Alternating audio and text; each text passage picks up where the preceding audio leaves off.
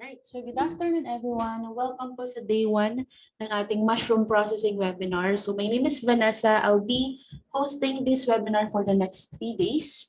And before we get started, I would like to inform everyone that we are being recorded po. So you'll get access to all the recorded file. All of them will be uploaded sa ating Google Drive.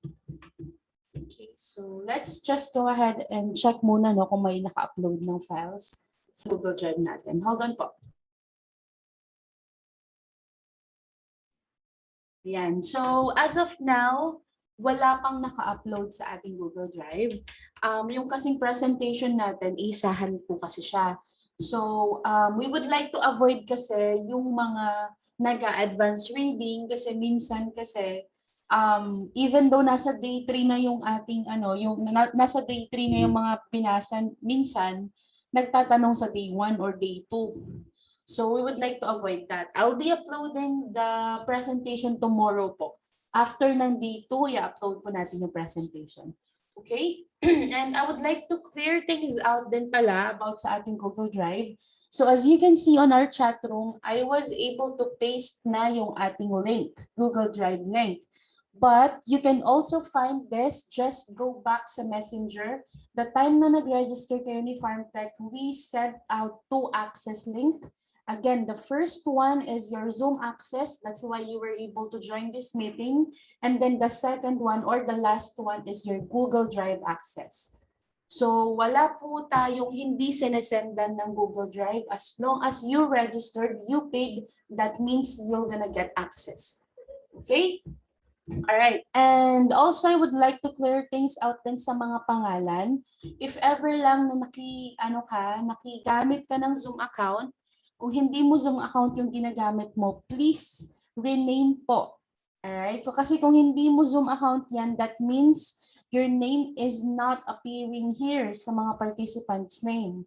So I would like you to confirm that with me. If ever lang nakigamit ka ng account, just message me here sa ating chat room. You can do a private message naman dyan. Or else, if you're using a laptop or a computer, it's very easy to rename naman. May arrow dyan, more, and then click nyo lang. Then you should be able to see the option of rename if you're using laptop. Okay? All right, so with regards to our Google Drive, you have 2 months access. So after 2 months, the files will be automatically deleted. So as much as possible, please download the files within the 2 months na access ninyo. Also pala, you are not allowed to upload yung ating mga video, especially Zoom replay or yung presentation, wag natin i-upload sa social media or sa YouTube, especially sa YouTube. Okay, if you know someone, lagi natin sinasabi, if you know someone that would like to join or mapanood yung replay natin, all you have to do po is provide yung ating Facebook pages. So we have 2 official Facebook pages, yung ating Philippine Agricultural Webinar and also yung Agricultural Learning Center.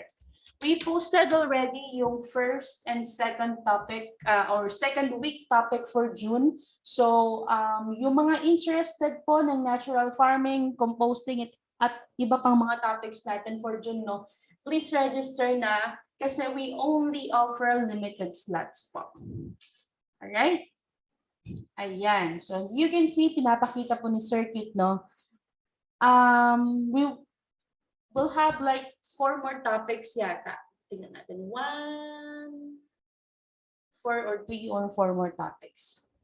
So yung mga interested again ng mga topics natin, we only offer limited slots. So please join na if you want to join, if you're interested sa mga ibang topics natin. Ayan. So I would like to confirm, Ma'am or Sir 606547 habang pinapakita ni Circuit yung mga topics natin. Kausapin ko lang yung mga yung mga iba yung mga pangalan. Yan, si number 606547, please rename po. Or else kasi baka malagay kayo sa waiting room. Okay? So let's see. I know, this is actually basic hydroponics. Nag-start tayo ng May neto, and it's very trending. Lagi naubusan ng slots. Again, limited slots na kami sa lahat ng ating mga topics. So please Kung may nagustuhan kayo, mag-message na kayo agad and then magpa-register po. Okay? Yan, nawala yung screen natin. Ayan, okay. Also, last thing, no, we would like to request that can we please keep our mic on mute muna during the discussion? You will be you will be given a chance to to ask questions on your mic later po after po ng discussion natin. As of now, we would like to lessen yung mga background noises. That's why I'll be just removing your access muna na makapag-unmute. So later on, pagtapos na yung discussion, we're gonna go ahead and give you access po sa mga microphones.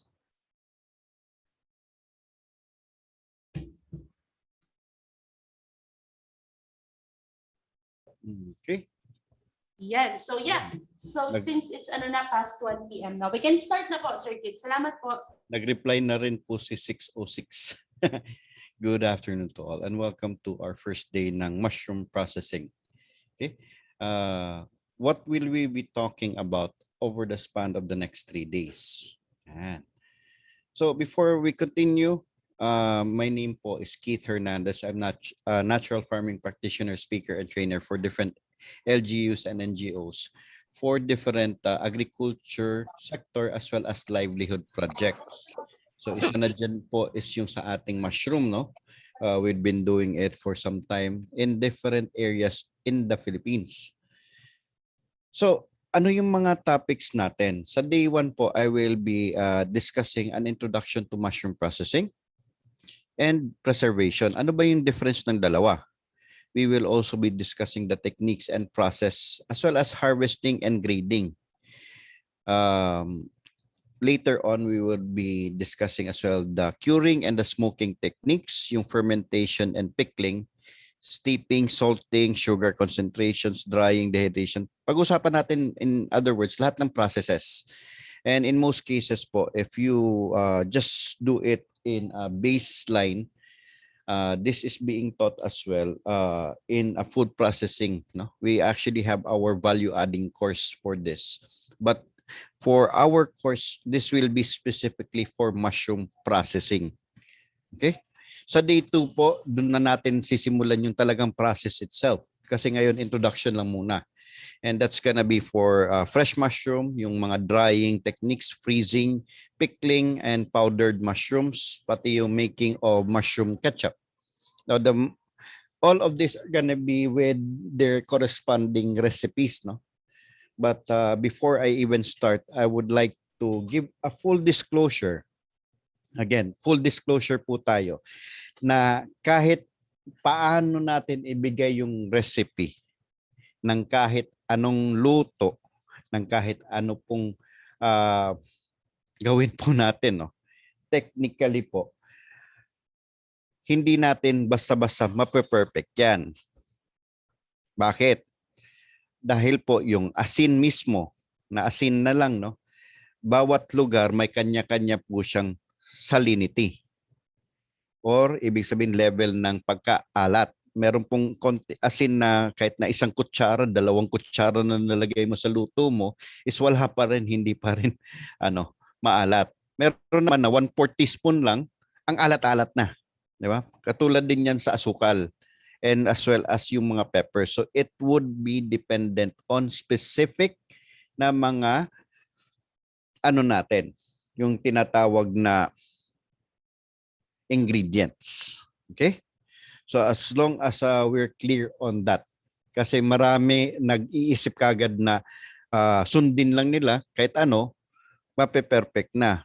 You would need to still do some trial and error in your part kasi kahit na yung oil, no? Sabihin natin, vegetable oil, iba-iba po yung boiling point nila or yung kanilang temperature na naaabot. Depende sa klase kasi po yan. So mabuti na po yung clear tayo that the information that I'll be providing are suggested according to my areas. Of course, there would still be some bit of a tweaking that you need to do in your part. No? Kahit ano po yan, wala pong one size fits all. Even in cooking. Kaya nga, di ba, pag nag-follow tayo ng recipe, it's going to usually say salt and pepper to taste. O yan, di ba? Clear po yan ha. At least I'm giving a disclosure before I even start. Na yung makikita nyo po dito will still be dependent on your specific taste buds. Kanya-kanya tayong dila. No?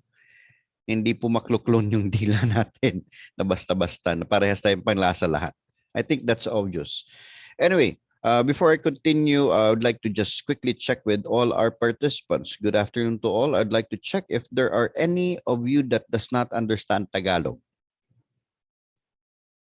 The reason why I'm asking, because we might have some international participants or foreigners that are joining us. So speak now or forever hold your peace.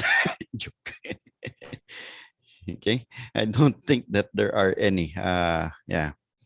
Ayun, Tagalog, mga Pinoy naman lahat yata pangalan. No? But I wanted to check because there are really sometimes that we have people. No? Sir Santos, I received your message by the way. Sir Sanchez pala. Iba si Sir Santos. Si Sir Sanchez, I received your message. I'll reply to that once I'm free, okay? And as well as si Sir Santos din. Yung dalawa sila Santos eh. So may mga message na sila. We have some participants that are familiar to me already because they have been joining in our different series, no? So every time that I see them talagang napapatuwa tayo, napapasmile. Sabay ganun. Anyway, marami yung topic. And this will be a bit technical ako magturo ng kaunti, no? Hindi lang yung basta lang sa YouTube na i-mix mo lang lahat, yun na yun. So at least klaro po tayo dyan. I wanted to just be sure that in most cases po, we are at the same page. Kasi may isa kaming student from way back, nagre-reklama until now kasi mali daw yung binigay na ingredients. Paano mamamali yun sa katulad ngayon? There is around 30 plus sa inyo, 40. Palagay na natin yung iba, hindi pa online. Tapos sa lahat ng classes ko, siya nagre-reklamo pa rin. Mali daw kasi talaga. Tapos 10 beses ko na yata sinagot, explain ko sa kanya. Ayaw niya pa rin. Dahil mali-mali daw. Eh naku po, wala na tayong magagawa kung siya mismo yung may mali. Ayaw makinig. Ang tigas ng ulo. Ko, kunin mo lag, sir. Yung fruiting lag mo, pukpuk. Malapit na, no? But sige lang. Anyway, like what I've been stating, no, some of our participants have been contacting me, and that's because I give out my information. You can always message me po in my personal page, that's Project Natural Farming. That is where you can contact me anytime. Yan. I'd like to welcome Mrs. Jose Santos. Nagpaalam siya, mag-join daw siya. Natuwa sila, no? Yan. So, you can even email me or contact me. Unfortunately, sometimes I am really busy and I will not be answering any calls, no? Kahit na mag-introduce ka pa. Katulad kanina, I missed 3 calls from a certain participant kasi may talagang ginagawa pa kami. So, pasensya na po. But I do reply as soon as I am available. Okay? Now, as again, as a clarification, I would be stating and putting it here, my limits of liability. Although the author, which is me, have used their best effort to ensure that the content of this module are correct at the time of creation, it is impossible to cover all situations. And the information is distributed as is basis without warranty. Neither me, the author, nor the administration of FarmTech shall be liable for any liability, loss, or profit or other damages caused or alleged to have been caused directly or indirectly by following the guidelines in this module. Yes po, may recording po tayo. So at least clear tayo, no? Kasi ang sabi, ang clinic-claim niya, nalugi daw siya kasi sinunod niya yung ano. Sabi ko naman, testing muna, di ba? And nasa slides naman yan parate na meron tayong limits of liability. Hindi po yan mabibigay lahat ng technique. Minsan nga, sa pangdinig o sa senses natin, basic senses, no? The touch, the smell, the taste, iba-iba po. Okay? So we need to still use what we are provided, not just following everything. Okay? At least klaro na tayo. So let's talk about the history. The consumption of mushroom probably occurred during the prehistoric times. In the hunting and gathering period, unlike plants, mushroom could not be cultivated at first, and they were collected for a long period of time. Now, even today, no, relatively few species of mushrooms can be cultivated. Hindi lahat ng klase ng mushroom kaya natin paramihin. And I discussed a lot of that sa ating mushroom production na class, which ended yesterday. So, in case po hindi kayo nakasali, pwede po kayong mag-join sa next natin. At least pati sa production alam na natin, no? Hindi lang sa processing. Now, if you have been already a mushroom connoisseur, ganun yung mga term, no? Kung kayo po ay nagma-mushroom na matagal na, like I see here several people that have mushroom, we have yung tender loving care mushrooms, si Ma'am 606, at saka si Sir Ruales mushrooms, yan. So, they already have a business established. Now, I would like to set expectations po that I actually I might be stating some practices that you are not doing. Okay? Na barang bago. And this is because we follow a more technical sense in producing mushrooms. Hindi yung basta na lang tumubo. We actually take care of the humidity and all. Nadidiscuss ko po yun doon. Yung temperature, paano yung mga environmental issues, even the pests and diseases, paano sila. So I'm inviting you if you're interested, no. Abot kaya naman kasi si FarmTech eh. We try to make it as available as possible. But as early as 46,000 years ago, mushrooms was already there. And in some culture, it was even utilized, no, for yung mga hallucinogenic effects ng mushroom. A light toxin in the mushrooms would be used. May audio po. Yun. Pa-check nga po si Sir Ruales. Kanina, akala ko na nakikinig na siya, nakatutok lang. Anyway, all the slides will be provided. I think we have a personnel from the Department of Agrarian Reform, no? Si Ma'am Luella, if I'm not mistaken. So, hindi ko lang alam kung saan siya na area. But yes po, we will be providing recordings, the presentation, and cheat sheets for this. Okay, pati mga recipes. So, yan, simulan natin. Na even sa Egyptians, no, believe that mushrooms to be plant of immortality. The pharaohs decreed that only they could eat mushrooms. Swapang, no? Sila lang. Yung Romans then thought mushrooms were food of the gods. And many people collect mushrooms for the purpose of consumption. But lots of the myth and false concepts still survive until today. Marami. And that's why I introduce the history of it first. Kasi hanggang ngayon, marami pa rin tayong mga nakikinig, no? Or nakikinig sa mga maling paniniwala. Even the processing, no? Even the harvesting, even the production. May mga maling paniniwala pa rin. Ewan ko lang, si Ma'am TLC. Ma'am, yung mushroom farm nyo, gumagamit ka ng Yakult. Yung mga ganun, no? Mga tipo ganun na pag-usapan namin. Ba't ka magagamit nun? Okay, so tuturo natin yan. Now, further with the history, the Chinese and Japanese have utilized mushroom for medicinal purposes in a very long time, no? And we even have yung shiitake originally was cultured in China about 800 years. Pati yung research in Japan claims that mushroom has medicinal uses, like shiitake was combined with AIDS medication daw, no, para daw maka-boost ng immunity. Sipin natin yan. Ang dami daw magaganda. Some has scientific basis, some has no basis at all. Kaya kailangan po research muna, no? So, yung tengang daga natin, yan, makikita nyo, marami tayong sinabi dito, no? Hepatitis, mga anti-tumor katulad ng tengang daga, no? Was first cultivated in China around 300 to 200 BC. And eto po kasi sila, even the inotake or the enoki, yan, enoki mushrooms. Eto po kasi sila is naging kultura na especially in Asia. While in Europe, they have different uses of their mushroom. Sa atin dito, more in the traditional medication, sinali na. Some are proven, some are not yet proven.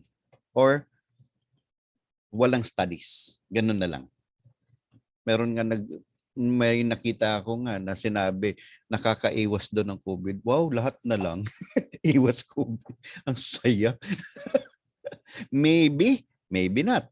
No? There is actually a theory in which if there are good fungus and good microorganisms, it will protect your area from bad microorganisms such as viruses.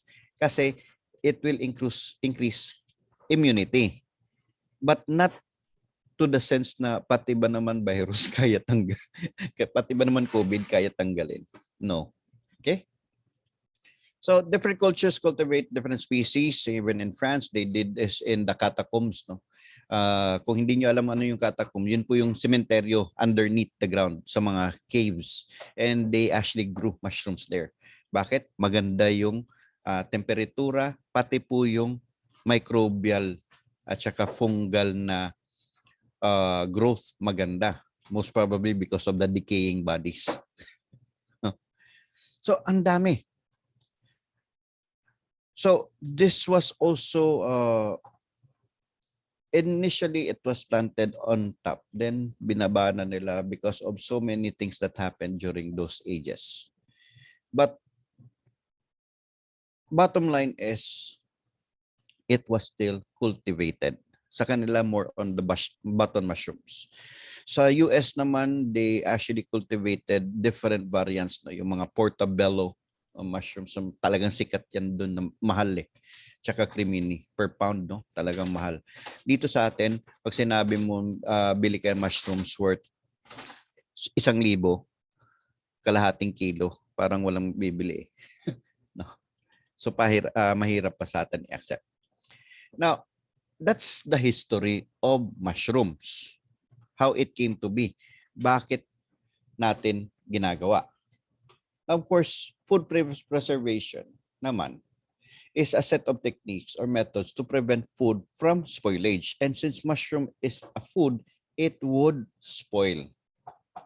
Now, the processes include canning, drying, dehydrating, freeze-drying, smoking, pasteurization, irradiation, as well as additional chemical additives. Madami.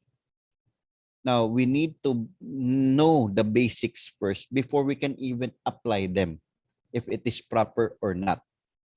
So food preservation has become an essential part of food industry and daily life. Dati kasi, fresh pa dati. And that's why most of our ancestors, most of the civilization were nomadic initially. Nagtra-transfer sila from one place to another.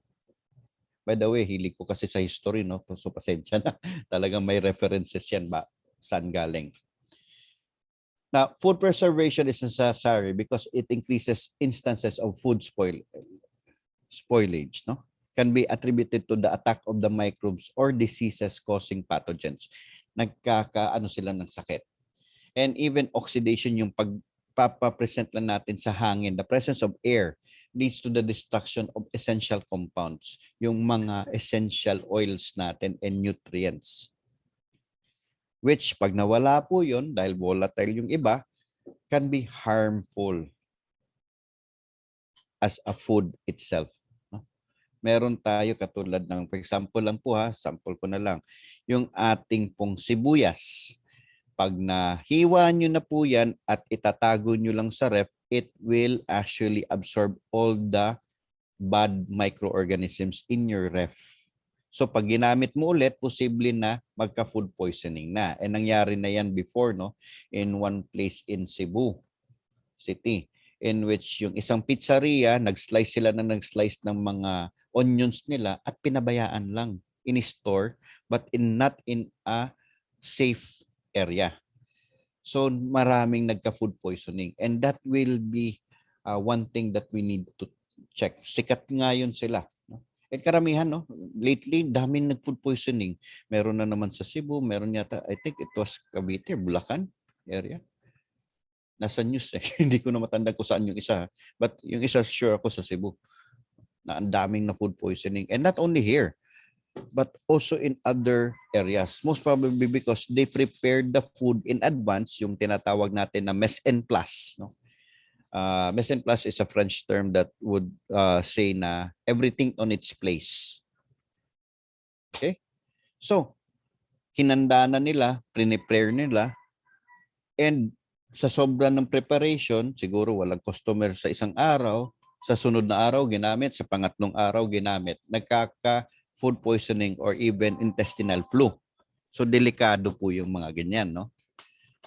So, ano yung mga timeline natin sa klase na pag-prepare?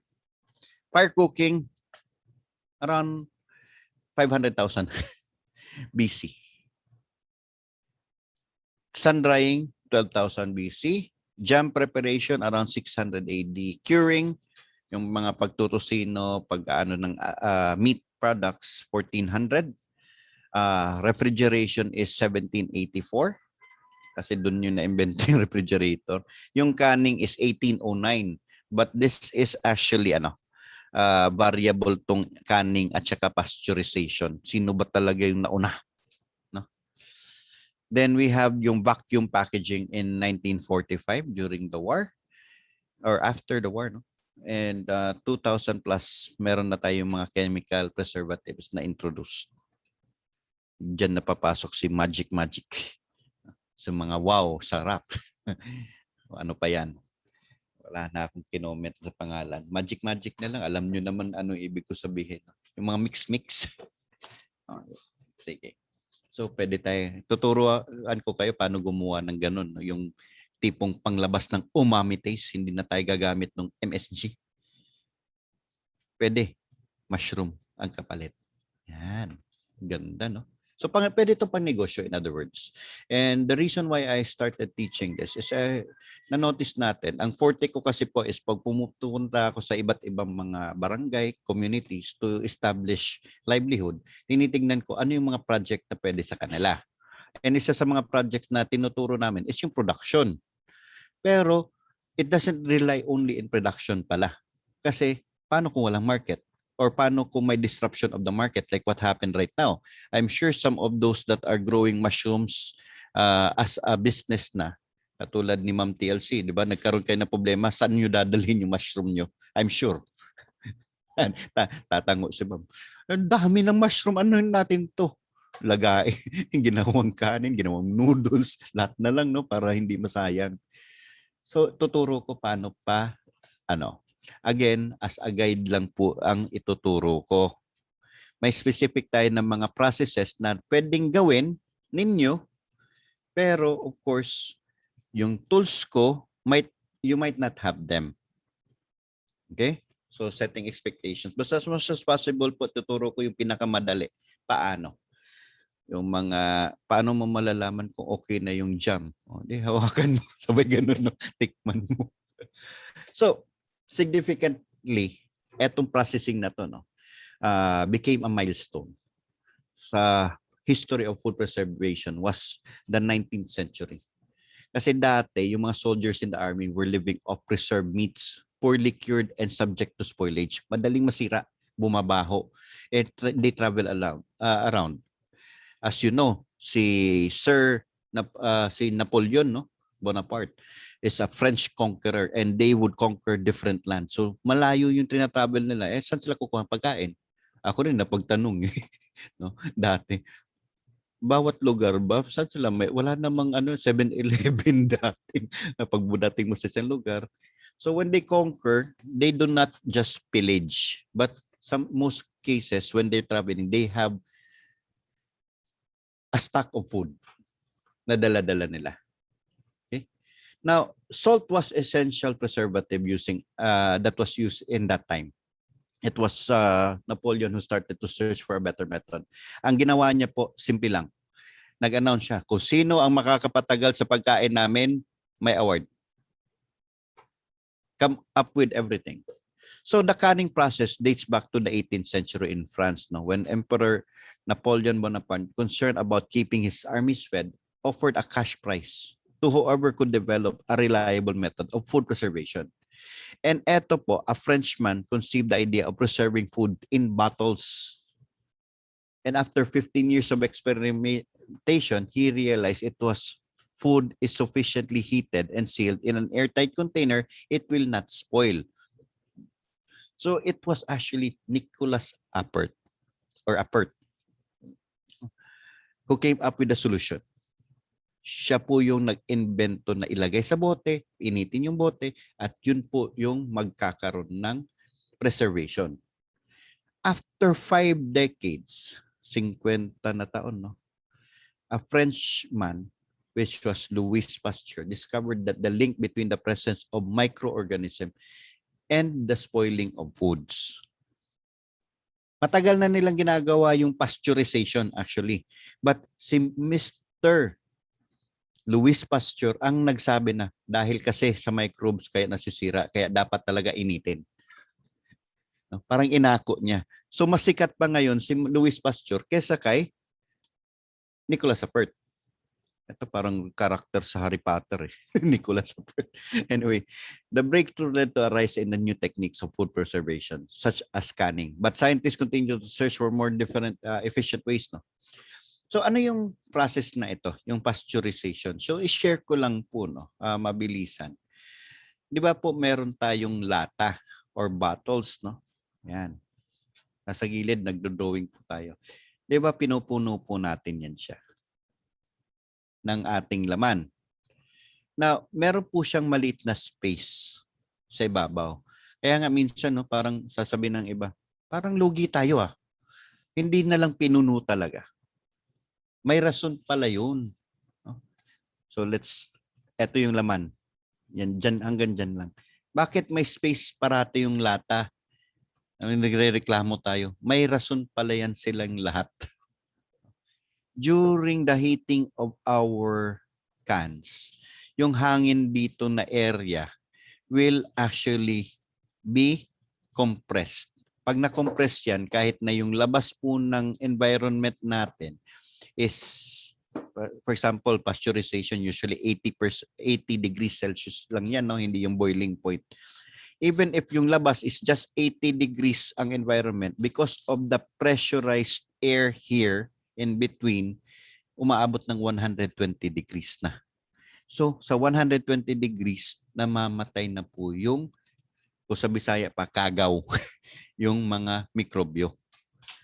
Kaya pala hindi puno. Huwag po tayo magalit na parang ang lugi ng feeling natin. Pagbukas mo ng mga crackers, for example, yung mga, sabihin ko na brand, yung mga chippy-chippy. No?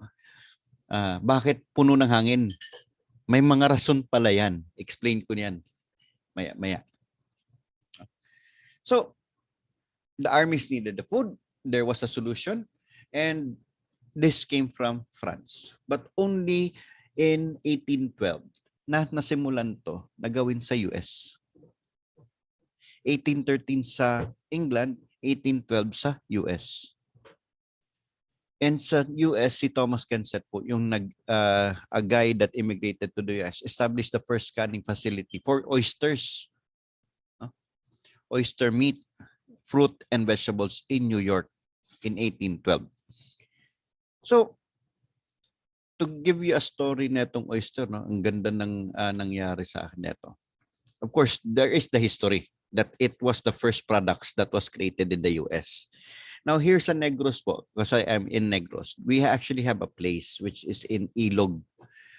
Ilog is farther up in the south or down in the south ng Negros. And ang pinakaprodukto talaga nila is talaba. In other words, oysters. So kung pupunta ka doon, napapadaan ka or may piyesta, they actually have yung Talaba Festival. Kasi ang ganda talaga ng talaba nila. Perfect yung location. Problema is, okay lang kung bibili ka ng fresh talaba. Paano kung gusto mo kumain sa ibang lugar? For example, taga Manila ka, pumunta ka na Miesta ka. Paano mo madadala? So I had a project with the PW doon, mga PWD. mga persons with disability, yung mga napilay na, mga naputulan ng paa, yung mga medyo hirap sa paningin. Yan. So tinuruan natin, sabi ko, don't you know na itong oyster pwede to siyang gawing pickles? Gulat sila. Paano yun, sir? So ginawa namin na para siyang sardines. No? Oyster in oil. And I taught them the proper procedure. Ngayon, well, before, ganun na lang, no? Hindi nang, I'm not sure ngayon kasi hindi na ako nakapagbisita sa kanila. But before, umabot pa yung mga products na dumadating na ng UK, dumadating na ng Germany, which was actually nice because the Filipinos that wanted to taste yung Filipino na oyster na malalaki dun from that area, pwede nang dalhin, pati yung mga nagbibisita sa lugar. So it became a delicacy. Hindi siya madaling masira if properly processed. Yun po yung punto natin ngayon. So, mushroom. Simulan natin. In harvesting and grading fresh mushroom, there are different processing steps that should be considered. Sa atin kasi pag nag-harvest tayo ng mushroom, diretso na lang. In most cases, tanggalin mo lang sa fruiting bag, tapos taktakin mo, tapos irarap na natin. But there are actually different steps. First is yung safety and sanitation mo.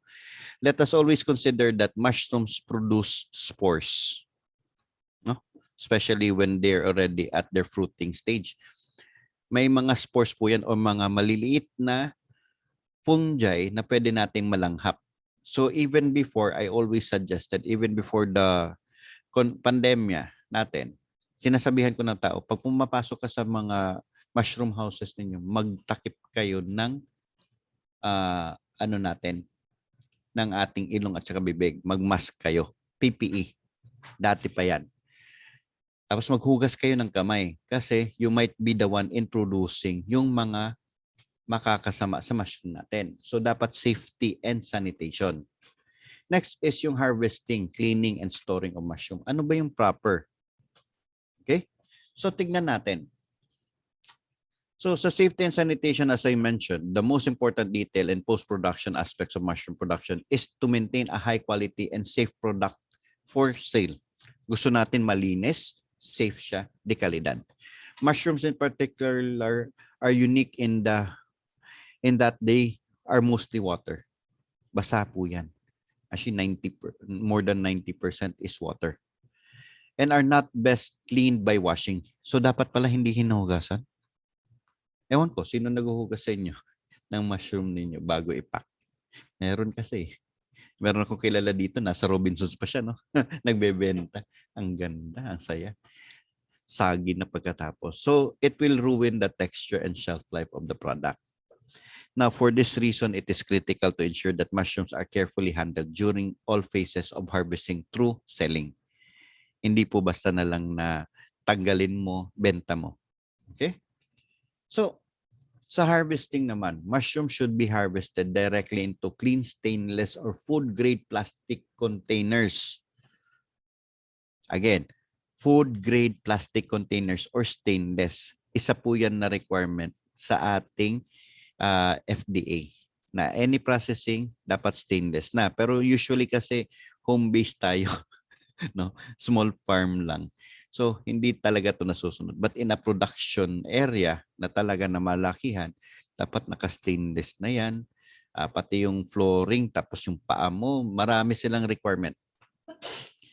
And that is actually dependent. No? Dependent po yan sa processing guides. Now, all harvesters should wash their hands and with warm water and soap before heading out to harvest. An alternative option would be for everyone to wear food-grade latex or vinyl gloves when harvesting. PPE pa rin. Kasi kahit na yung kuko nyo, posibleng magkaroon yan ng mga bad, non-beneficial na mga fungi and microbes that can infect ang ating mga pinapatubo. Now, the proper timing. Kailan ba dapat tayo mag-harvest? It is critical to achieve a quality crop that will last while it is tempting to let the mushroom get as large as possible. No? what is important is the integrity of the mushroom to hold up to storage and transport before consumed. So I usually suggest po umbrella pa lang sila. Yung curve pa lang, no? Wag po yung talagang umangat na. Pag umangat na kasi to, kahit na maliit pa, no? Pag umangat na kasi yan, mabilis na lang yung shelf life niya pag tinanggal natin. Mabilis siya mag-dry up.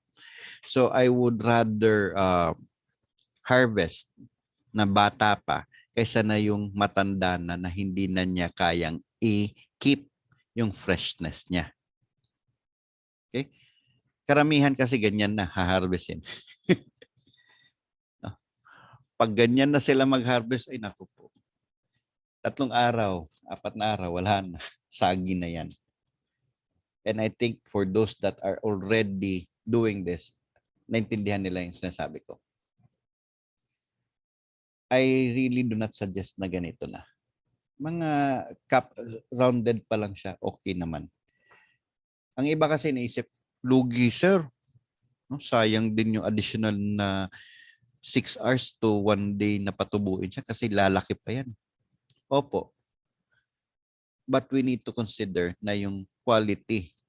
Isipin nyo kung bumili ka ng mushroom tapos pagdating sa inyo is medyo basa na, nabubulok na. Kasi may stage pa yan na nandun sa freezer or sa cool area ng ating mga malls, no, or kung saan ba. Ito po at least ma-assure tayo na matagal pa siya. Okay? Now, since the edge of the mushroom is not always obvious from above, growers often check the edge with their pinky to see if it is ready. No? Mushrooms that are ready for harvest should be carefully cut at the base with scissors or a knife or pulled or twisted off. Pero sanitize pa rin yung gunting or cutter natin. Now, in most cases talagang iniikot lang natin tapos matatanggal. Pag madali siyang tanggalin, hinog na siya. Pero pag hindi pa siya pwedeng iikot, ay naku po, pwede pa yan tumubo. Okay? So during the harvesting process, if the harvester comes into contact with a potential contaminant or cuts themselves, they should be immediately taken out. Bawal po yun. Kahit na nga yung mga nilalagnat, inuubo, ayaw ko sa loob ng ano. Posible kasi na mag-contaminate sa fruiting house natin. Because technically, you will be a carrier. You will be the vector itself. Yan, pag-usapan namin mamaya, vector. Baka may gustong sumabol, no? Yung mga sa biosecurity naman, paano hindi magkaroon ng problema yung farm ninyo. Yan. Now, many growers find it worth time to sort mushrooms during harvest. Depending on the market, some sort by size and some outlets prefer more uniform shiitake or of a specific size. May specific size. So for example, many restaurants like smaller mushrooms that can be directly added to their dishes. Pang design, no? Pang ambience. Pero iba naman gusto nila malalaki. No? Whereas other wants to slice them up and prefer mushroom as large as possible. Now, etong mga detalye na po to is okay. Now, eto makikita nyo, sir, sabi mo wag hugasan. Yun na nga po pinapakita natin. Yung iba kasi, eto ginagawa, huhugasan kasi madumi daw. But it would only be good if you are raising mushrooms outdoors and in a woody area. Pero kung nasa loob naman po, di wag na. At maganda lang to pag yung klase ng mushroom is yung matigas na klase. Like for example, shiitake that you can dry afterwards anyway. Now, cleaning of mushrooms should always be cleaned prior to storage due to the high moisture content, which is, as I said, 90 plus %. It is not feasible to wash them in water. Instead, a variety of brushes are used to clean them. Pwede kayong bumili sa hardware yung mga soft bristle na pangpintura. In case na gusto nyo talaga na linisan siya. No? Kasi minsan may mga ganito. Pwede i-brush off lang natin yan or itak-tak natin. But I would usually suggest pag meron ng signs na ganito. I'll answer that, Sir Santos, later. So, yan po. Pag may mga ganitong signs, discarded na to. Reject ko na talaga. setting expectations, no? Except na lang nga, as I said, kung outdoor siya. Using your mouth to blow them out is not sanitary. Yung tipong hawakan mo yung yung binublow natin. Hindi po yun maganda, no? I saw a facility na meron silang compressor na para pang pahangin. Pero control dapat yung hangin. Pero usually taktakin mo lang, nawawala naman tapos brush.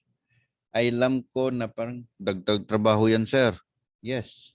But if you want to hit the very prestigious na mga clients, yung mga talagang tipong mahal yung bili din nila sa mushroom, may dagdag po kasi. Pang primera klase, kumbaga pa. Na may tanong si Sir Jose. Ito ganda ng mga tanong ni Sir.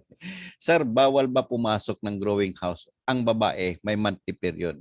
May nag-advise kasi sa akin, hindi pwede pumasok ng growing house. Okay. So I'll go towards history. Yung question niya. History would indicate even in the Bible as well as in the Quran. So regardless of your regardless of your belief, wala tayong inaanon na Kristiyano or Muslim ba. Regardless of your belief, it would always state something about that. Why? Because during the menstrual cycle of a female, any female, no? Kahit na yung mga animals natin, nagkakaroon po kasi sila ng, or dinidispose nila yung mga dead blood cells nila. And these blood cells would be attacked by decaying microorganisms or fungi. So since the microorganisms are really attracted to that, kaya sinasabing bawal daw. Even in gardens, bawal. Pag mayroon ka daw period, bawal ka pumasok ng mosque. In the old Judaism, bawal din yun. Kasi hindi naman sinasabing impure, but you might be attracting the bad microorganism. Pero kung marunong ka naman maglinis, di walang problema yun. No? If your hygiene is good. So sa atin, kita nyo, nag-explain tayo in a more technical sense lang po. Bakit? Kahit sa pagluluto, nandiyan dyan yan. And if you go to the Chinese naman, meron sila yung yin and yang. Di ba? Yung sinasabing mga feng shui. Yung may aura ka daw sa ano mo. And some people actually relate it as microorganisms that is being attracted by your negative or your positive na flow. So kung may sakit ka, syempre, pangit lahat yung mga dumadating. Ganun na rin yung sa pag-iisip natin. If you want to attract good, you must think good things daw. Kasi the positivity will attract positivity. So, ganun yung concept. Parang ganun lang. There are so many beliefs. Some are studied, some are not. But it always deals with the good and the bad. Now, since you are disposing something that is actually malinis yung yung dugo ng menstruation, that's really very sterile because it came from the body of the person. Unless lang may sakit siya. Malinis po yan. Pero nakaka-attract lang siya kasi i-compose or i-decay ng ating microorganisms and fungi, nakaka-attract lang siya. Kasi dead cells nga, mas gusto nilang i-decay po yon. So kaya po, minsan nakakasama pag pumasok sa mushroom house, especially kung walang sanitation. Kasi baka nakahagop na siya ng maraming masasama, dinala niya sa isang lugar na dapat maganda lang. Pero kung sobrang ganda naman ng lugar na talagang nag-i-spore si mushroom, ang ganda ng spawn ninyo at saka yung growth ng mycelium, talagang punong-puno yung bag. Posible naman po na kahit anong dalhin mo na pathogens, meron ka ng parang invisible na first field of good fungi and microorganisms that is floating in the air. Fungi kasi is in the air, in the water, in your mouth, in your eyes, it's everywhere. Microbes in general. So, kaya nasabi ng iba na pag may mushroom house ka daw or kawayanan, dahil sa ganda ng mga mikrobyo doon, hindi, pag may masama ka daw pakiramdam, like the Japanese, no, the samurai would, and even the monks would meditate in the bamboo area kasi daw ang ganda ng mikrobyo doon. And kung may sakit ka daw, pag pumasok ka sa isang ganung lugar, mali-live out sa lugar. So doon na rin yung concept ng iba na yung sinasabang detoxification ng mga lugar na ang mahal sa US. Di ba? Kasi nawawala daw yung sakit mo pag pumunta ka doon. So, yan. Alam ko mahaba yung explanation nun, but at least clear tayo. Storing. Once mushroom are cleaned, they should be stored in food-grade containers in refrigeration conditions at 36 to 38 degrees. Storage bins with loose-fitting lids are ideal. Never seal the lid on your storage container, and these are widely available from restaurant supply stores. But I will not suggest, again, I will never suggest this, yung plastic. Ang dami sa atin, nagka-plastic eh. No? Yan. So, ang ginagawa po dito, pag nag-plastic kayo, if ever plastic pa rin ginagamit nyo, butasan nyo po para makahinga. Anything that is, or any plant or any animal, pag ito po'y na-harvest na, yung pinakapungango niya, kung tawag niya, yung pinaka-stem, will have an opening. And this opening will release methane. Methane will actually degrade all of this and start decomposition. Kaya na mas mabilis mabulok. Kahit na tuyong-tuyo paglagay mo, may moisture pa rin yung mushroom. So, dapat nakakahinga. No? That is part of chemistry naman. Hindi ko na pa lalamin.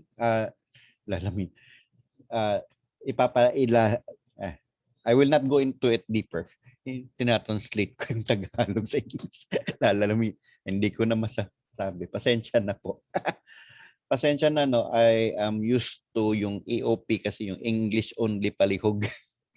Kasi nagdi-discuss ako sa mga educators din, no. I do a lot of teaching with different educators para matuto nila. So sana magamit niyo yung mga sinasabi natin. And this has proof. So if you have questions about what I'm stating, it is all very viable. Tanong niyo lang kay Google eh. Kay Google. Actually, there are researches for this. So make sure that your customers also have the appropriate refrigeration equipment. No? Or you are selling at a farm market or a small retailer that they can store your product adequately. Kasi hindi lang yan sa pag-deliver. Baka kasi upauna ang dami niyang kinuha pagkatapos hindi na siya kukuha. Kasi nireklamuan din siya ng kanyang sariling customer. This usually pag meron tayong mga retailers pa, no? So kunwari, farm ka, tapos ibabagsak mo sa isang deli kasi or yung mga restaurants, yung mga startup, no, na meron sila yung nag-iimbak ka na or even yung mga native products ng mga area. Now, karamihan, mas maganda pag ganun, process mo na. So these are some of my products. I actually, these are all technically my products. This is a dried mushroom. Not shiitake, but this is oyster mushroom na dried. Pwede pala yun. Now, grading, no? Titignan, though it's not required, it is recommended for good marketability that mushrooms are graded. Primera, segunda, tercera, reject. Di ba? Pinipili yan. Sa laki ba? Kanya-kanya. Sa laki ba siya? O sa ganda, quality? Kasi if you do not choose the quality and you just go ahead and pack everything as is where is without checking, this will actually be a problem in the future. Kasi baka sabihin, ba't dati ang lalaki, ngayon ang liliit na neto? Di ba? So, meron akong sinet na these are guidelines lang po, no? So, grade A, magandang grade siya kung white pa yung gills, caps is curled and rigid, matigas pa, and remnants of universal veil or white specks, no? There's no damage or defect. And maganda to sa mga retailers, mga restaurants, at saka wholesaler. Even mga catering services, says. Now, grade B po is medyo minor damages and defects na siya. Medyo natanda, tumanda na ng konti, flattened na yung caps or slightly curled pa rin yung iba, no? And this can still be in retail, restaurants, and wholesale. Especially yung mga catering, wala na siyang pakialam. Mga restaurants, wala yung pakialam. But not that much sa retail. Pag retail po, pumipili sila ng maganda itsura. Now, ito yung karamihan na nabibili sa mall. Pag pumunta ka mapa Robinsons, SM, SNR, usually ganito na. Bakit? Ayun, hindi marunong. Pero kaya nila mag-supply. Yun yung nakakataka. So extensive damages or defects na and harvested well past the time kasi gusto na palakihan. No? They're not into the quality. And what I usually do with them is I have them dried and value added. Some, but not all. Katulad sa akin, ayaw ko tumanggap kung ganito yung itsura. Pangit na yung texture, nakakasira sa lasa. And if you are really a chef, no, I used to work in a cruise ship as well as a 7-star hotel as a chef way back 20 years ago. Nung medyo bata pa, ambisyoso eh. So, yan. Ang punto natin is mapili yung ibang tao. So, dapat i-grade nyo rin para alam mo kung magkano yung presyo. Actually, eto, iba't iba presyo nito kung ako magbenta. No? Iba't ibang presyo po yan. Kasi ganito po yun. No? And I discussed this as well sa ating marketing or markets planning. Marami pong stages kapag gagawa tayo ng bagong produkto. Una is yung konsepto natin. Once you have the concept opportunity, may naisip ka, may nakita ka, gusto mong kopyain, you will try to see, kaya ko ba to? Kaya po ba to? Jumbo hot. Napakanta to. Then we will try to identify, may supply ba ako? Then you will brainstorm with the product. Pag na-brainstorm mo na yung product, then you do a market research. Now, kung hindi nyo po alam ano yung market research na yan, I'd like to quickly advise everyone and iniimbitahan ko po, no? Actually, pahirapan po ito. But we actually have a course on that as well dito sa Farm Tech. If you don't know your market yet, we actually will be having our agriculture record keeping and management.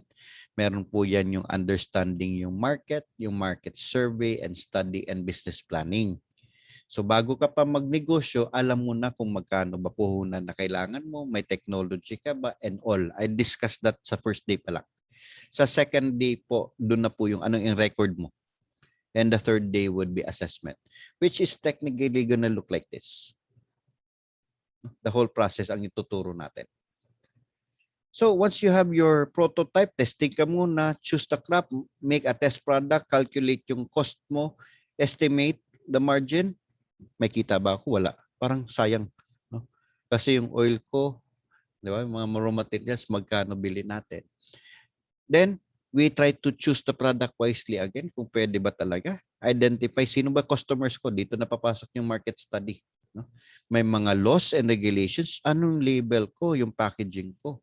Nag-iisip na tayo. We will then check our facility kung meron tayong equipment, tools, equipment, and materials. And magma-market testing tayo. Then, saka ka pa maghahanap kung saan nakakamura ng ingredients. Pag nakakuha ka na ng ingredients, meron mo dyan insurance nilagay din. Paano kung hindi mag-work? Marami nagpo-food processing na malakihan, they would go for insurances. Bakit? Para in case na may mag-food poisoning, may babayad. Okay? So, you would have to scale up your recipe. Pag nakakuha ka na ng prototype, pwede ka na kaagad paramihin mo. We will create a prototype of your label sa na-design mo, papagawa ka na, then you will provide it to potential buyers. Usually, una niyan, mga kilala muna natin. No? Kapitbahay, kapatid, and confirm the total production cost, set the pricing, confirm with the buyers, and then tingnan nyo yung distribution and marketing. Pagkatapos mo niyan, testing pa lang yun, dry run. Dito na tayo sa operational prototype ang gagawin. And makikita nyo na dyan yung record keeping, schedule of production, and release of the product. Hindi po yan na pagkatapos mo magluto, automatic okay na. Gusto natin ma-perfect muna. So maraming testing yan sa luto. Again, I'll be giving you guides anyway. No? Kahit na yung pagtitimang, no? Like at the farmer's market, pwede nyo po kasing or yung naka-prepackage. Now, what I usually suggest if you have the capacity lang at malaki yung area nyo, ang gawin po natin is yung paper bag or yung bulsita. Yun po yung nilalagyan ko ng mushroom na ngayon kasi. Dati, I used to use yung styrofoam at saka yung cling wrap. No? So yung bulseta kasi, tapos lalagyan mo ng magandang sticker, thank you for buying from us, ganon. Ganon na lang po, pre-weighed pa siya. Pag ganon po kasi yung packaging natin, it's not only biodegradable, but it will also absorb the excess water na nilalabas ni mushroom. Kasi magsusporing pa rin yan buhay pa rin yan So, yung basa niya, i-absorb nung papel, and you can even put it directly in your refrigerator. It can even last for up to 2 weeks ng ganun. Huwag sa chiller ha, sa refrigerator mismo. So, we're still talking about fresh mushrooms. Now, packing and labeling. Yan, makikita nyo. Ganito dati ginagawa ko. Kasi, ito yung karaniwan But you are incurring cost. At saka pag ganito, pakita ko, eto na-reject to We were supplying to a mall. Na-reject to kasi basag. Paano kung naubusan ka neto ng styrofoam? Even mag-stock ka ng 1,000 neto, most probably 1/4 niyan may biak kasi sa shipment. So karamihan ganito or yung plastic na version, which I will be discussing. No? Now, nasa inyo na po yan. Meron naman tayong mga plastic iba't iba.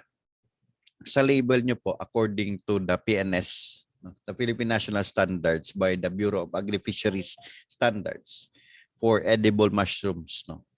Meron po kasi tayong Code of Good Cultivation Practices. I will be giving you a copy of that. Nasa cheat sheets po natin yan. So, eto pong good cultivation practices on mushroom. Guidelines po yan ng Pilipinas. Okay? Now, you just need to, basic lang naman Ano ba, identify the content, identify the name of the farm, yung address, yung ingredients, yung net quantity. Lagyan nyo na rin po contact number ninyo, saan ginawa, product of the Philippines, contact at this number. Hindi naman stricto kasi yung labels. Hindi ganun ka-stricto. The nutritional value, I really do not, it's just a recommended, but it's not gonna be the same always. Sa pricing naman, one can get out of their product is not fixed. Meron tayong mga variables niyan. Magkano ba yung puhunan mo? Magkano yung ginastos mo? Ano yung binabayaran mo ba labor mo? Yung gasol, mga ginamit natin. Kahit na yung dishwashing, yung paghuhugas niyan, I would take that into consideration. Kasi kasali yan sa cost. So, is it worth it ba or hindi? Ilang days po expiration ng nakapack na fresh and dried? Fresh if properly, pag ganito po, usually around 7 to 10 days if in proper condition. Pag nasa pouch po, 14 up to 18 days. Yung papel na pouch. Okay? Now, pag dried naman po, usually, it would, actually hanggang ngayon, meron nga akong dried for 3 months na. Okay pa rin. Kinakain ko pa rin. So, posible po yan.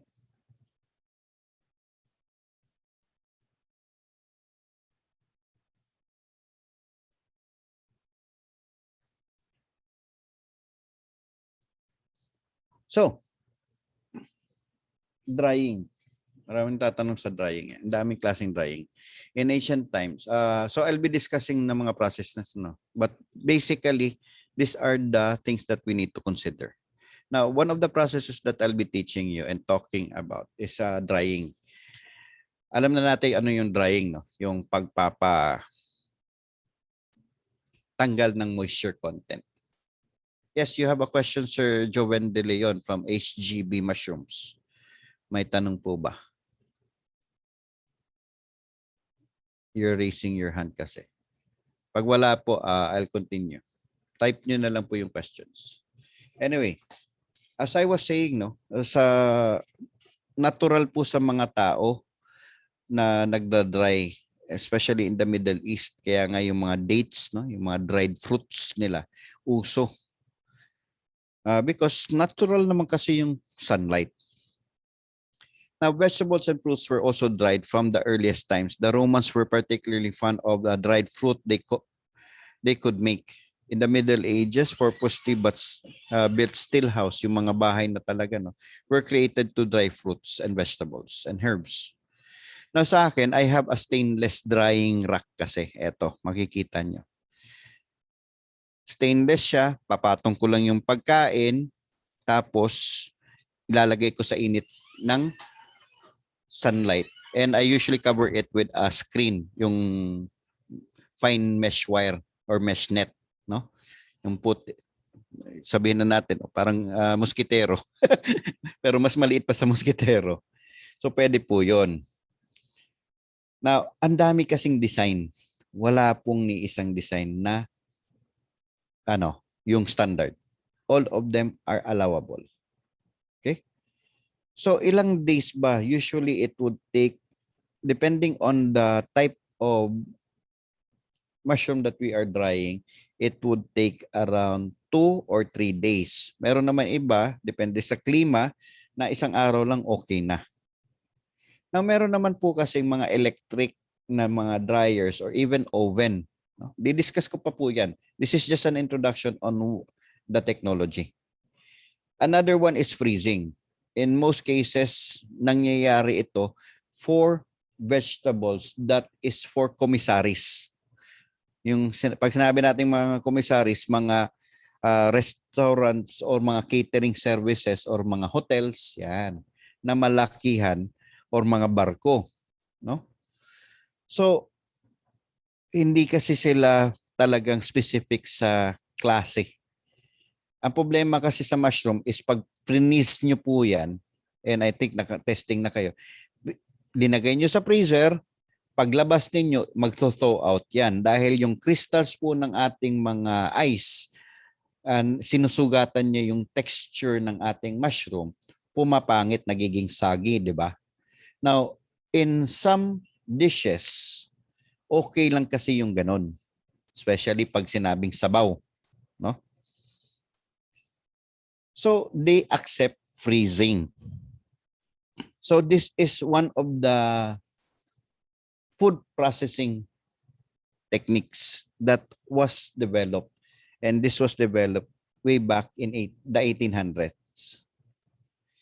Actually, in history, no, as early as the Egyptian times, sa panahon ng mga pharaohs, they would get people to bring icebergs, no? Kukuha ng ice kung saan yan banda at irarap nila ng mga sako, mga cloth at dadalhin para makagawa ng parang ice cream sundae. Yung scramble na bibenta, bawal na ngayon eh. Yung mga ganyan. Umaabot pa yan sa Egypto. There are really documents on that. Now, fermentation naman, which is I'm talagang ginagawa ko to, no? You can create wines from mushroom. Sipin nyo. Pwede pala. Yan, no? White wine, mushroom, candied mushroom. Pwede palang gumawa ng wine or kahit na yung kimchi, no, yung sauerkrauts. These are fermented products in which was technically not invented but an accident.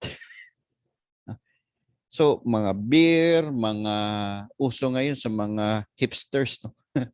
Yung mga fermented products. I'm eating fermented food. So, pwede pala to. Ano tong mga fermented food na pwedeng gawin? Atsara. That is technically fermented. Pero sa atin, niluluto lang natin. Pwede naman palang hindi nalutuin. Diba? So, there are so many. And I'll be teaching fermentation as well. I do this a lot. Like I create my own beer, my own wines. Nagkakambucha ako, kefir water, you name it. Ginagawa namin dito sa bahayan parate. Because this is something that is really healthy.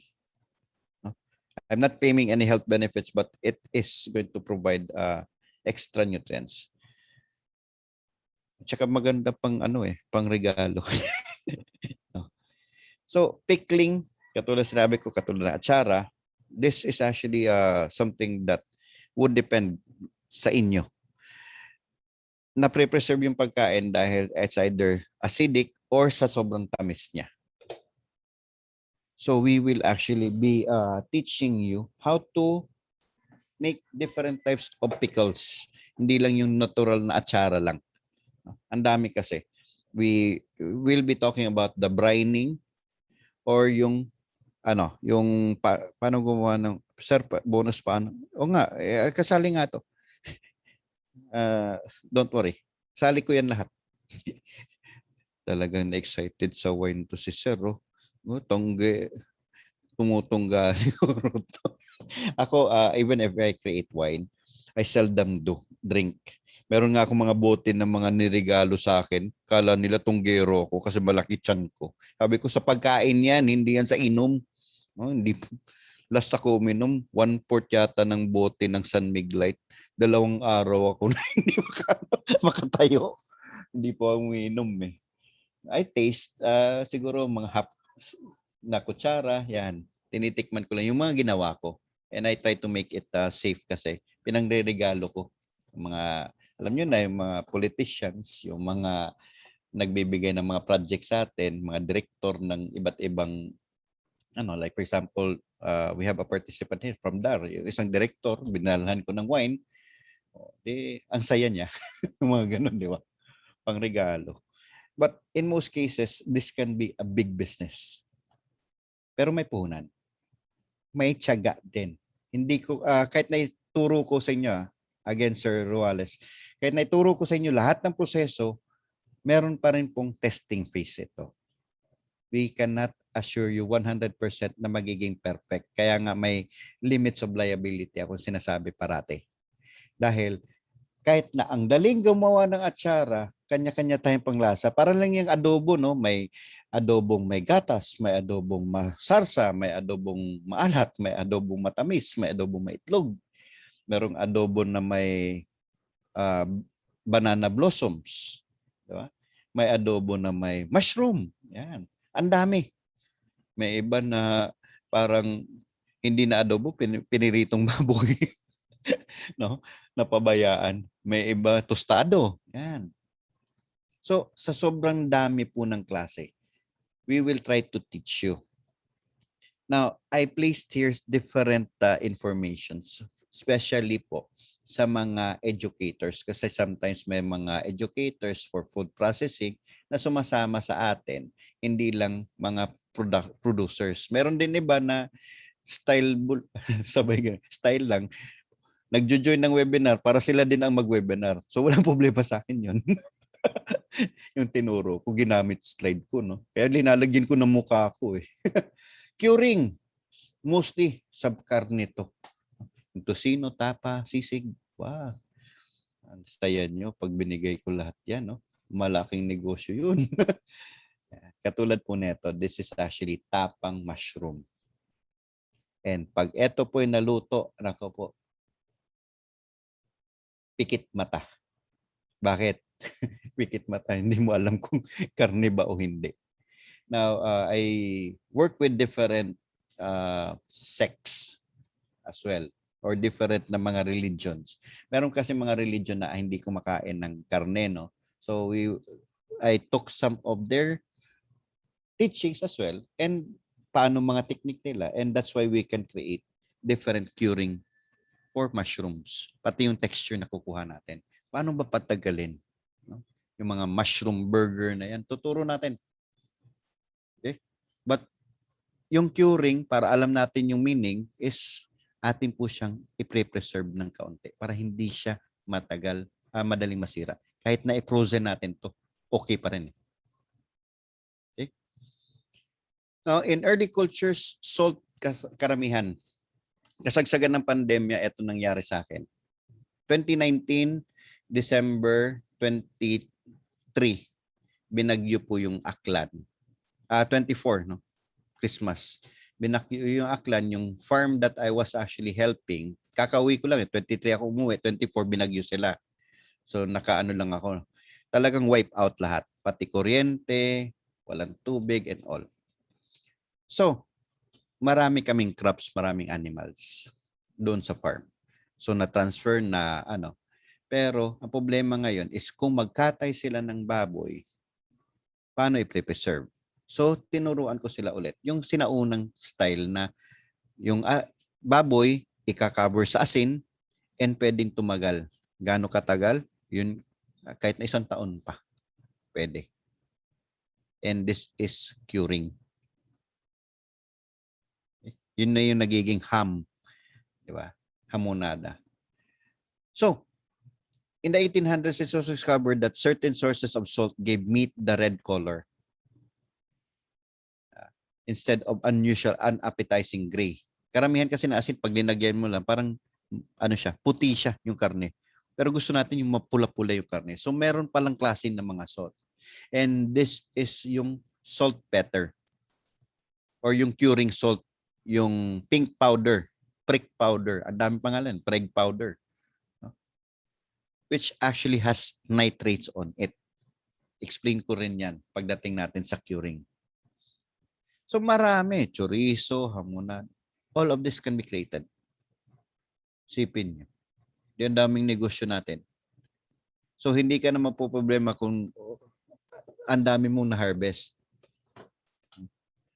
Kasi pipili ka lang naman ng procedure na gusto mong i-keep. Don't do everything. Dahan-dahan lang kasi baka maubusan ka rin. No? But ang purpose why I'm teaching food processing, all of this, is so that you can utilize yung extra natin na mga mushroom at atin po silang ma-preserve ng kaunti. Pwede natin gawing mas mahal pa yung value. So, we will also be talking about jams and jelly. Ba? Meron palang jam na mushroom. Actually, incorporated lang no, yung mushroom.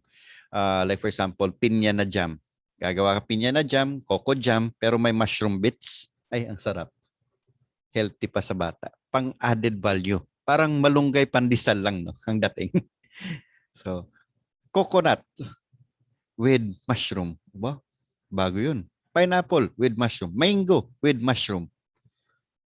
Lalabas yung lasa. Mas gaganda. Because of the umami taste that comes from the mushroom. So, talagang experience mo yung lasa ng iyong jam. And this is another way of value adding mushroom if you have other crops. Hindi ko naman sinabi na meron ka kasing mushroom, bumili ka ng mangga at gawin mo mango jam. Hindi po. No? Common sense lang. Kung ano meron, tuturo ko paano gamitin pa. Pero meron po talagang mga ibang bagay na kailangan natin dagdag sa farm natin kung wala. No? So katulad ng I can consider yung chili sauce. No? Wala ka namang sili sa farm mo. Siyempre, bibili ka talaga kung gagawa kang mushroom chili sauce. Di ba? Yung iba, mushroom chili garlic sauce. Tuturo ko, pero depende sa inyo kung ano yung mapipili niyo na produkto. Kasi kung talagang mushroom ka lang inclined, then sa mushroom tayo mag-focus. Huwag na natin dagdag gastos pa to minsan. Gusto nga natin para masalvage no, yung mga excess natin. Now, canning po is something that is quite difficult here in the Philippines. Bakit? Mahal yung lata. Yung canner po, makakabili ka ng canner, yung manual na canner, yung para talaga mag-seal ng lata. Pero yung pagbili natin ng lata, medyo mahal. Bakit? By the 100,000 or 10,000 minimum yata na i-order natin. Pero pwede po tayo maglagay neto. And this is usually just salt, water, and a bit of sugar. Pati yung mushroom ninyo. Sipin nyo. Yun lang. Linata. Konti lang. Mas marami pa yung tubig. Pinasteurize. And then, mahal na kagad. Mas mahal pa yung lata kaysa sa loob, actually. Asin, asukal, tubig, yun lang. Linagay sa lata, sinil, tapos wala namang lasa yan. Yan po yung mga champignons, no? Yung mga binibili natin ng mga mushroom products. Na I utilize some products that are not here in the Philippines kasi baka sabihin nagpro-promote tayo. Hindi ako binabayaran eh. Sabi ko nga, gusto nyo, ang laki niyang picture ng paparinig. Sino ba yung si Save More? Si Bonus? Pwede, lagay ko sa kanila. Baka may kilala kayo. Lagay ko dito sa slides ko. Bayad sila eh. Advertising. Joke lang po yun. So, let me just go ahead and get this.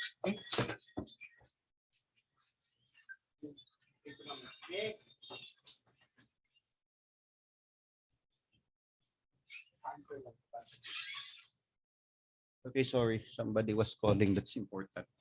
Needed to give my wife the phone. So, there are so many techniques for this. Dati pa to, pero hindi nila naisip na initin, kaya nasisira. It was only dun sa in-explain ko kay Nicholas Sapert at saka kay Luis Pasteur na talagang napatagal po ito. Okay? So, smoking. Hindi po to yung pagsisigarilyo or pag Smoking is parang katulad ng smoke fish natin, yung mga karne no ng isda, smoke fish. So, pwede din po yan gamitin. Pwede in an oven, pwede din outside. No? So, sa mga vegetarian, ayaw nila kumain ng isda. Pero masarap daw yung lasa ng smoke fish. Ano ba yung tawag doon sa Tagalog ng smoke fish? Tuyo. Hindi tuyo eh. Sige nga, Sir Jose, nakalimutan ko. Tinuturo ko yun, nakalimutan ko. Importante. Ayun, tinapa. Thank you po. Yan, tinapa. Tinapang mushroom, pwede. Sipin nyo, pwede pala yun. And in some areas, no, you can even have it in oil. It will increase the smokiness ng taste ng mga meats. Like for example, mga steak and all. So, pwede po. Now, of course, we need to learn additional techniques dito. But slowly, in the span of the next 3 days, wala pa akong recipe tinuturo. No? In the span of the next 3 days po, tuturo ko po itong mga step by step natin. Now, one thing that I want to stress out is the Republic Act number 10611. An act strengthening the food safety regulation system in the country to protect consumers' health and facilitate the market access of local foods and food products and for other purposes. Ito po yung Food Safety Act of 2013. Now, please review them. It's really just sanitizing. Yung paglinis po, no? Yung paghugas ng ating mga lalagyan. Dahil po kung may isa lang magkasakit dyan, kayo po yung liable. Kung wala tayong insurances, kung maliit pa lang tayo. Wala naman sila sinabi kasi na hindi tayo pwedeng gumawa ng homemade. No? Pero naabuso yung homemade na tatak. Initially, you don't even have to have all the permits like FDA and all. Kasi homemade pa nga. And nag-a-assist po yung mga local natin yan. No? Katulad ng DTI, meron po silang mga trainings on this na pwede nyong i-avail. Libre lang naman po. Okay? Pero kailangan lang po natin na maintindihan na meron po tayong mga batas. Kahit nagaling mo nang gumawa, may mga batas pa rin eventually na kailangan natin matutunan. Bago umas yung kasali sa discuss na makatikim ako, masarap siya. Kaya mayroon ka din. Yes po, meron din. Latata na recipe, meron ako eh. Problema, recipe yun. No? I'm not gonna claim na akin. Meron ako. Nakuha ko rin sa ibang tao. No? Galing mo naman kung talagang ikaw yung inventor. Katulad nung sinabi ko nga, nag-introduce ako oyster mushroom. na in oil, no? Kala nila ako nag-invento. Sabi ko hindi. Marunong lang ako mag-research at saka mag-practice. Marunong din ako na sa history. History would repeat itself. Yes, you will be provided all the recipes. Dahan-dahan lang po. Introduce muna tayo sa mga procedures.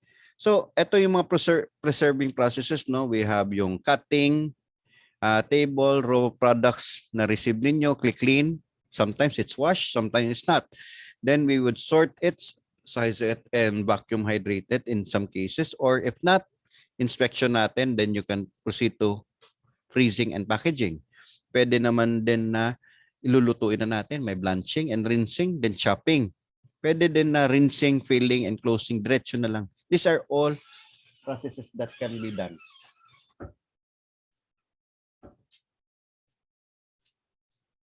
Okay. So, thank you. Short-term preservation. Ang dami pa natin i-discuss. Yan. Fresh harvested mushroom is highly perishable. Alam na natin to eh. Sabihin ko na lang kagad, there's two types of preserving techniques that is available. Una is yung short-term preservation, yung parang panandaliang hindi ko na i-continue. Marami panandalian lang po yung pagpapapreserve. Mabubulok din yan. Or meron tayo yung long-term preservation. Yung talagang pangmatagalan. No? Now, short-term preservation usually dahil nilagay sa rep, dahil atin po siyang na-prolong kahit nakaunti lang. No?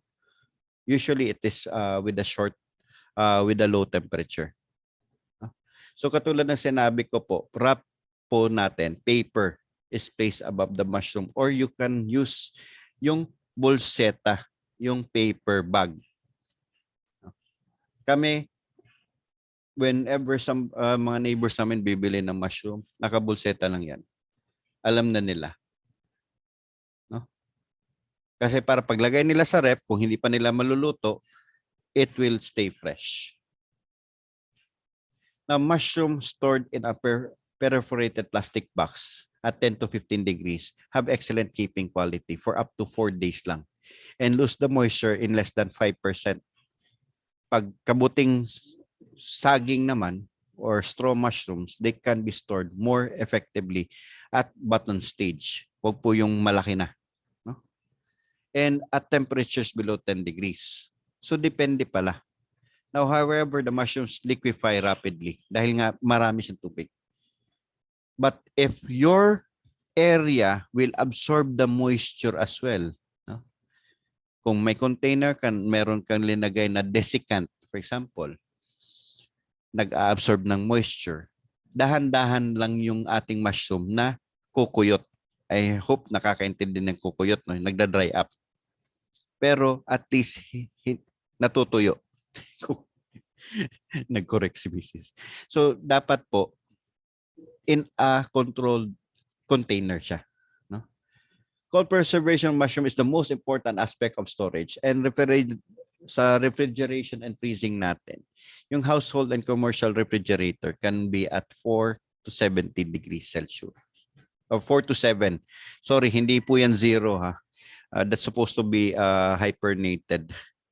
So please take note. Again, this is not 70. This is 7 degrees. Okay? Kaya yan, dapat ganito siya 4 degrees. May mga storage unit kasi that is -1 to -4. So katulad ng natin, no? Tawag dito. Ng sistema sa bakuna natin, 'di ba? May mga cold storage facility. I was actually blessed to have experience going into this mga facilities in the Open University sa Iloilo kasi, which is still UP, no. Meron silang different types of storage facility.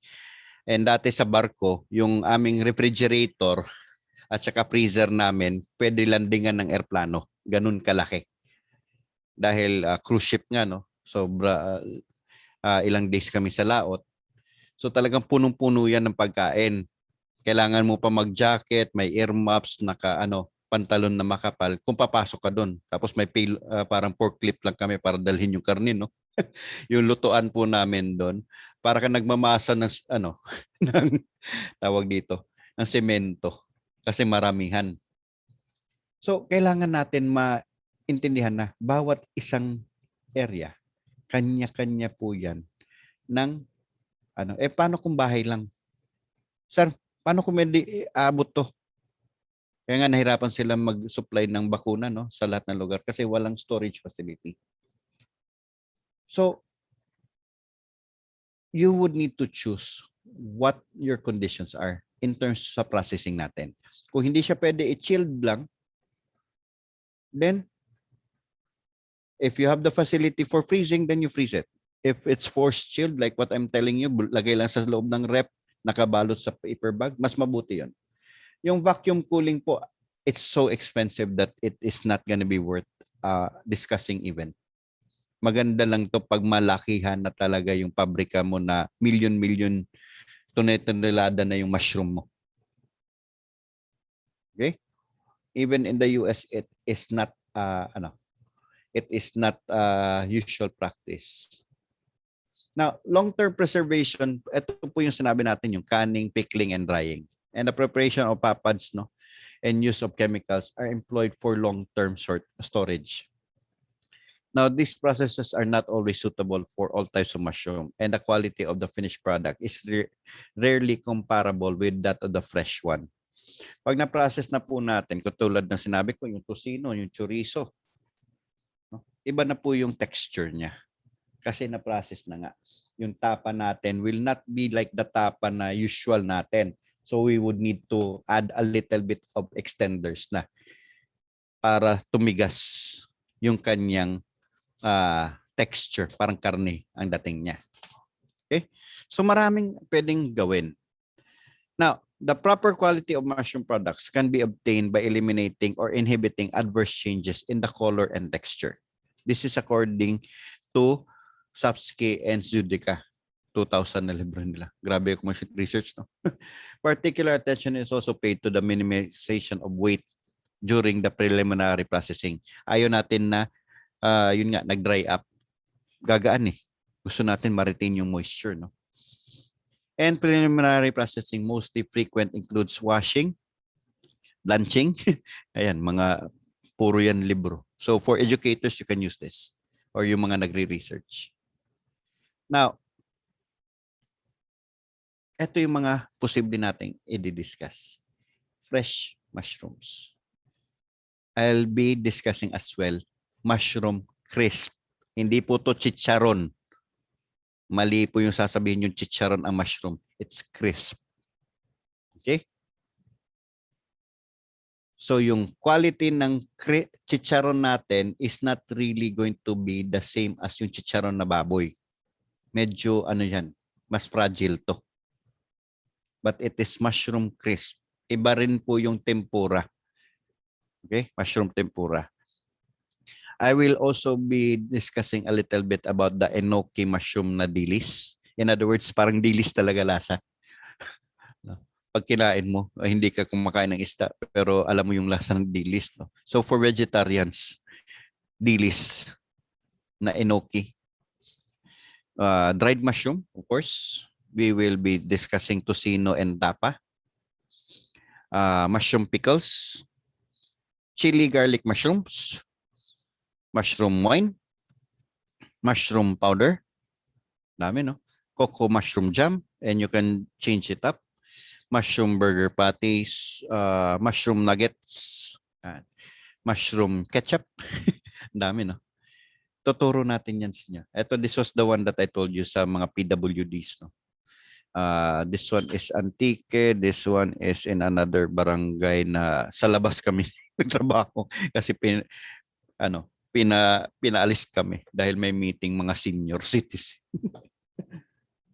So, sama, no? Ikaw inimbita tapos sabi pagdating mo sa akin, doon na lang kayo sa labas. Wala sa ayos. Ang init. Ang gwapo ko pa naman yan, no? Ay, nako po. So, paalala lang po, no? Do not share the pictures. Baka sumikat tayo pag naglakad ako, bigla na may magpapirma. Saya. Sana all. Joke. So, dito po magtatapos yung aking webinar as of the moment. Alam ko kasi marami kayong gustong ihalo pa, tanong. No? Basic pa lang po yung tuturo ko. I want to get to know some of our participants kasi. So let's go ahead with questions and answers. Ano ba yung mga gusto nyo malaman, matutunan? Baka pwede ko i-squeeze. But mostly, katulad ng bagoong, no, linagay natin, wala doon. So pwede ko isingit yan sa grupo ninyo. Yung ibang grupo kasi, yung sa kanila, sisig. Paano gumawa ng sisig? So pag-usapan natin, ano ba yung gusto nyong mangyari? Ano bang klaseng mushroom meron kayo? Nakapagsimula na ba kayo o hindi? Alam nyo ba magluto? No? At pinaka-importante, may pangasa pa ba kayo? Di ba? Yung iba, natawa ko yung may nabasa ko na wala daw sa ayos tong si McDonald's, umorder siya sa Grab food. Yung isang kikilala ko. Pangit na pangit yung timing na hindi maglagay ng asin sa French fries. Nagtakat siya tuloy. So yan, mushroom polvoron. Oy, naku po, charap niyan. So yeah, why not? Let's discuss mushroom polvoron. I will be referring yung sa mushroom polvoron po, to be honest, I do not really create it. I will be presenting to you a farm na sikat sa mushroom polvoron. Meron po kasi silang pinalabas na recipe nila. So, yun nga, I will provide it as is. Hindi po yun sa akin kasi, and honestly, hindi masyado kaming mahilig sa pulburon sa bahay. At saka mahal yung gatas eh. Depende po. Ano po alternative procedures sa sun drying in mushroom cropek? There is really oven drying po. We'll discuss that. At katulad ng sinabi ko, no, I'll be discussing a lot of different procedures naman and alternatives kung wala kayong gamit. Okay?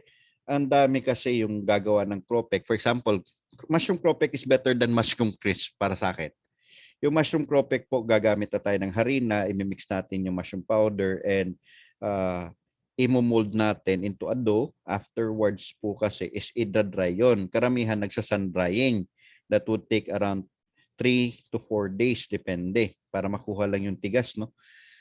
So, pwede po natin i-discuss yun at makakagawa tayo ng ating mga cropek din. So, yeah. Maganda po yan na idea. Ma'am iPad, papalit po ng name. No? Alam ko ma'am kasi na-live niya kanina. Pero papalit po ng pangalan tomorrow para ma-address ko naman kayo sa pangalan ninyo. Any other things? Sige kayo. Sayang. Pag napag-isip sila, ano pang mga produkto? Sali ko rin, I will be providing to you a recipe book, no, na pwede din sa pagluto. Mahilig kasi ako magluto din. Kahit na yung paano, pangbahay na pangluto. Yung mga garlic and butter, yung mga ganun. No? In oyster sauce.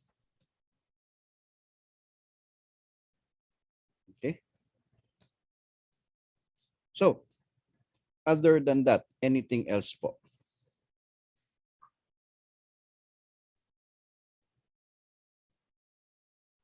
At turo ko rin sa inyo yung mushroom powder soup, no?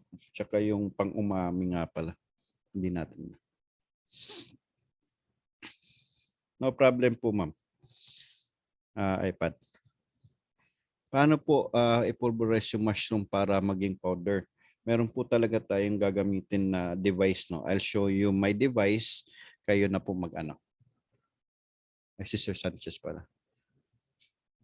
Pag po ba nalanghap ng tao yung flowers ng mushroom, may bad effects po ba sa health? Sabi niyo po kahapon, fungi ito.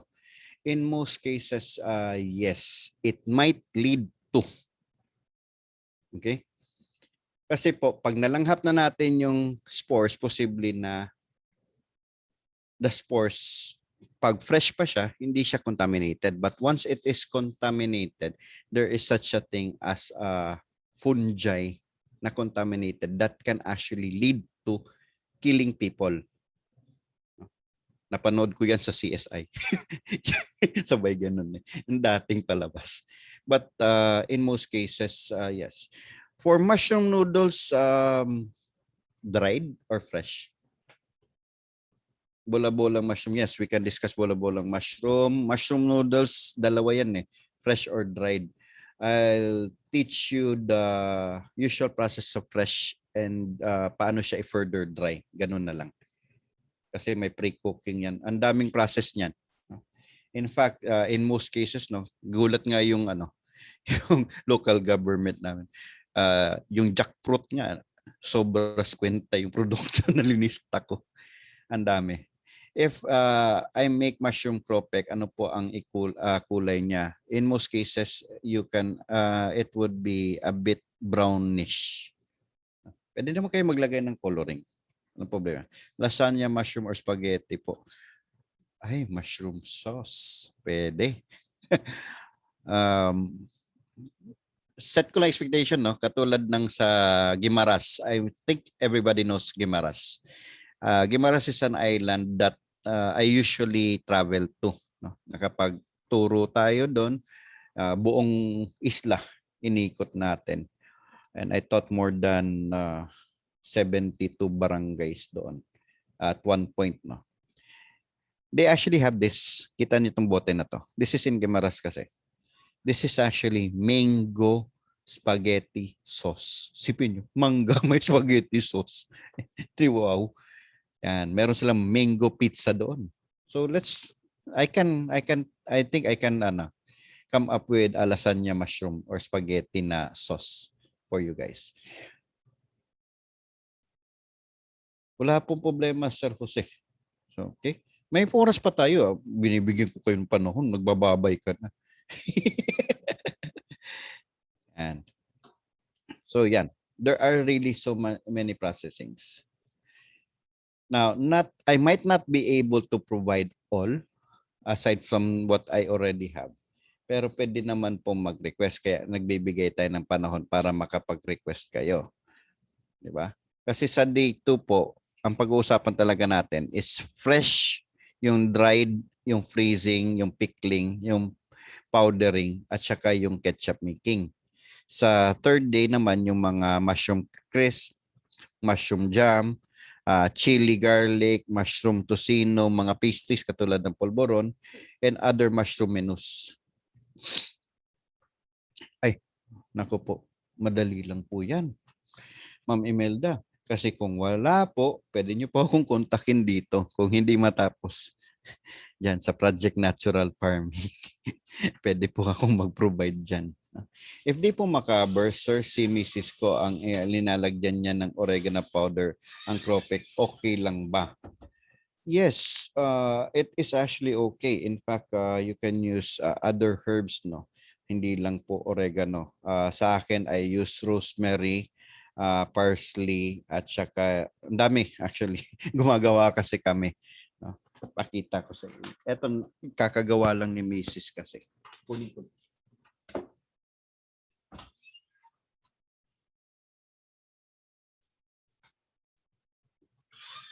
Nakasabit pa to eh. Pasensya na ha, hindi tayo prepared masyado mag-live. But so that you would also see na live po yung ating live po yung ating discussion, hindi po ako recorded. Yan. Ito po, kakagawa lang. Parsley. So ginawa to kasi may tanim ako na parsley sa labas. So yun, ginawang powder. And this is dried already. Nagulat nga ako nung una kong nakita kung walang tatak, parang iba yung itsura. But it's parsley. And mahilig kasi, yun nga, mahilig kami magluto. So it is usually, kompleto po usually yung kitchen ko. Yes po, Ma'am Santos, that might cause a problem. no? Yung paglanghap ng ating spores. That's why I would recommend na mag-mask, mag-PPE man lang every time that we go into a mushroom house. We will never know kasi yung extent ng spores, and that can be bad for our health. No? Kasi there are so many medical circumstances that can affect asthma. But yung complications lang, hindi po siya talaga yung nakakapagpa-asthma, no? But the complications that infected molds and fungi might be the cause ng mga toxins sa katawan natin. Okay? Even in preparation to process it, sir.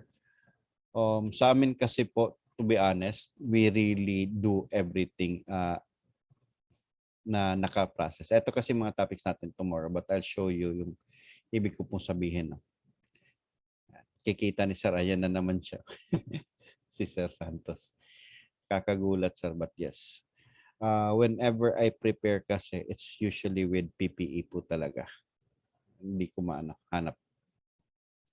So I'll be introducing some of the tools, the equipments, how it's created kasi. But yung PPE po is something that is really important sa amin. Sorry.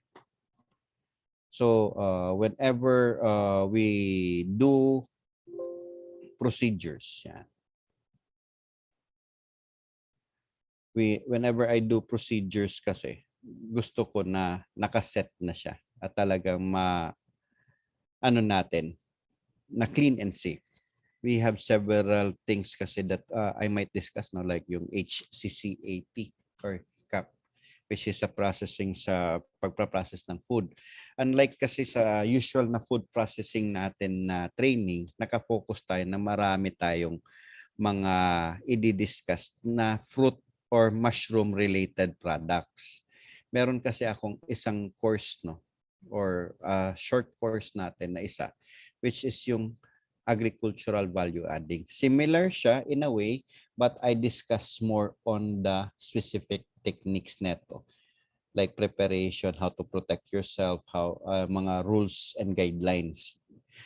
Kasi pangmalakihan na procedure na to, both for meat, fish, at saka sa vegetables. Ang course kasi natin ngayon is more on the mushroom lang po.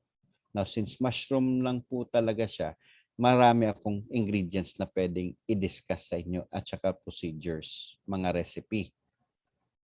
But one thing na hindi natin naipasok talaga dito is yung safety. We are presuming that you know what you're supposed to be doing, na hindi ilalapag yung inyong chopping board doon sa lupa at doon ka maghihiwa, yung mga tipong ganun. Common sense na kasi siya. Okay? Now, let me quickly discuss po yung ating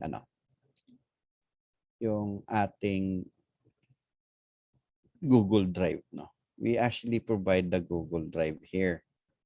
Ito po, may kakaroon po kayo ng kopya ng aking slides at saka ng ating possible na mga cheat sheets pa, no. So I need to check with our staff kung anong mga cheat sheets meron. Ba't empty pa? Mushroom. Kala ko nalagay na ni ma'am. So siguro sa akin lang to. Ayun niya pa mag-load. But anyway, we will have all the information here. And I will be discussing everything. Gagamit po ba tayo ng preservative sa tocino mushroom? Yes and no.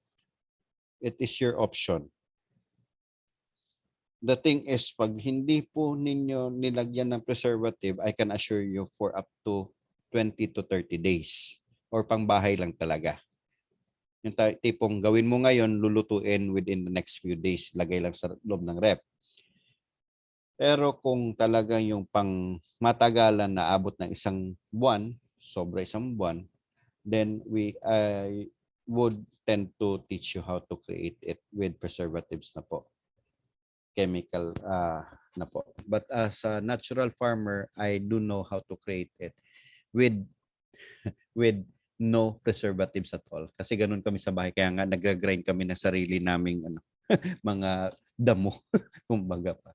Kasi wala kaming magic sarap, wala kami yung wow sinabaw mix at kung ano-ano pa yan. We really cook from scratch kasi.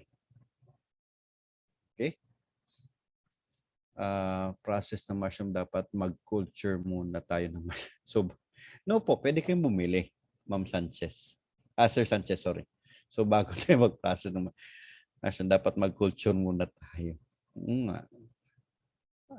Naka-attend ka, ay, na-late nga pala to si Sir Santos isang araw. Nag-message siya na hindi siya naka-attend. Sabi ko, manood ka na lang na replay. Okay? So marami. Pero again, as I said, no, ito pong mga itinuturo natin will be basically the theory, and even the recipes will still affect kung paano nyo ginawa. No? Kasi katulad ng pagprito natin, sabihin natin pagprito, iba't ibang sabihin na ilang minutes. Okay? Kung ilang minutes. Sorry po. Natin prituhin. Depende din yan sa kapal ng ating lutuan minsan.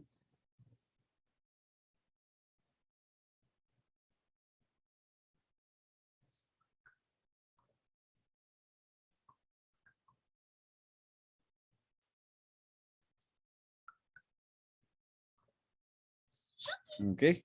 So,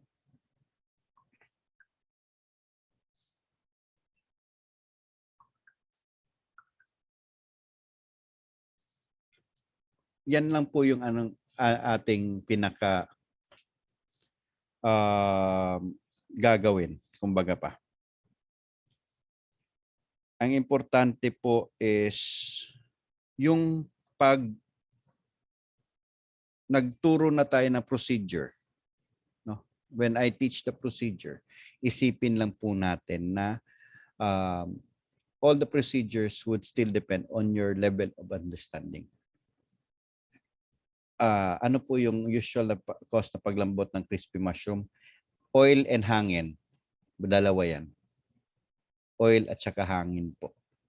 There is a way naman na matanggal natin yan. Okay? Problema ko sa market fresh oyster mushroom dito sa Abuyog Leyte, kaya big help po talaga. Ay, thank you po. Maganda po yun. Na malaman.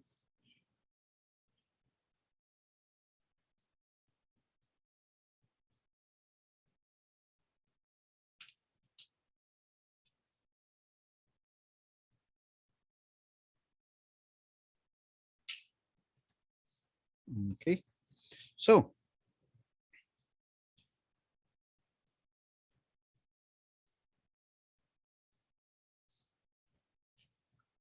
tignan natin. Ano po usual cost? Okay, sige po, wait ko na lang po. Marami po. Actually, ma'am, no, may tinuro ako dyan and dun kami dun nagreklamo yung isang estudyante. Yun na nga, ayaw makinig eh. Sinabi ko na 2 beses natin i-prove. May first at saka second, po yan, na pagluto. No? Ihahaon muna natin. Tapos lulutuin ulit. Ganun po yung proseso para hindi madaling lumambot. But tuturo ko po yan. So, dito na po muna magtatapos ang ating webinar, no. If you want to know more, kasi in the span of the next few days, baka may mga maisip pa kayo. Dagdag ko na lang. But like yung sinabi na bagoong, pwede yon. Madali lang po kasi yung ating pulburon, I will.